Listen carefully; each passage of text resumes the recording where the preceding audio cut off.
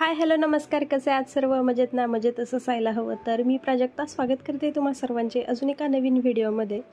तर आजच्या व्हिडिओमध्ये मी तुमच्यासोबत एक रेसिपी शेअर करत आहे, ती म्हणजे गव्हाच्या पिठापासून बनवलेली हेल्दी अशी कुकीज.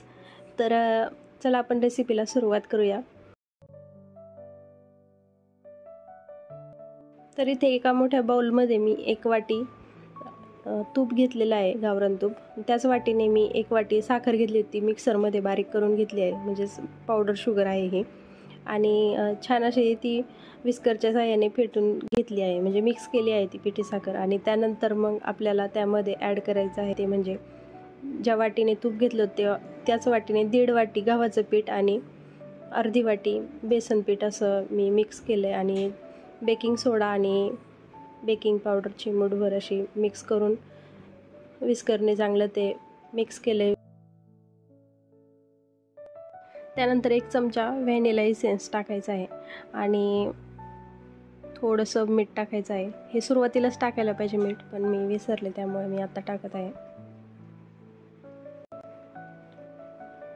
सर्व इन्ग्रेडियंट्स त्यामध्ये टाकून झाल्यानंतर आपल्याला हे पीठ चांगलं मी करून घ्यायचं आहे आणि अर्धा तास रेस्ट करायला ठेवायचं आहे ते.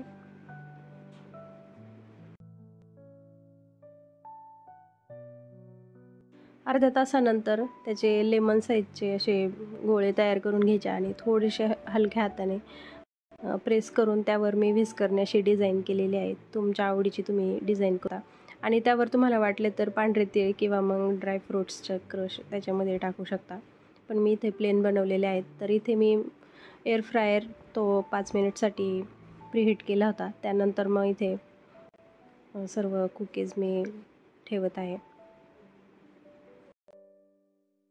तर इथे एअर फ्रायर 165 डिग्री आणि 10 मिनिटसाठी असा टाईम सेट केला होता.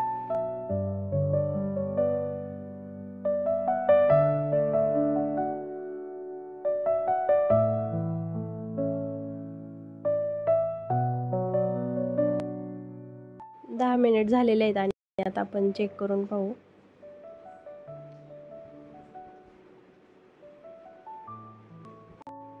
कुकीज आहेत ना, ह्या खूप सुंदर दिसत आहेत. खूप छान असा टेक्स्चर त्याला आलेला आहे आणि फोर्कच्या साह्याने मी खालच्या बाजूने पाहते तर छान असा कुकीज आपल्या बेक झालेल्या आहेत. त्याला मस्त अशी उकल आलेली आहे, तुम्ही पाहू शकता. आणि घरामध्ये तर खूप सुंदर असा वास येतोय कुकीजचा आणि शर्विलला खूप एक्साइटमेंट आहे कुकीज कधी खाईन, पण आता त्या थोडं गरम आहेत, थंड झाल्यानंतर त्याला मी देणार आहे. तर तुम्ही पाहू शकता अशा पद्धतीने. आणि खूप इन्स्टंट आणि इझी रेसिपी आहे. पूर्ण रेसिपी पाहिल्याबद्दल खूप खूप धन्यवाद. बाय.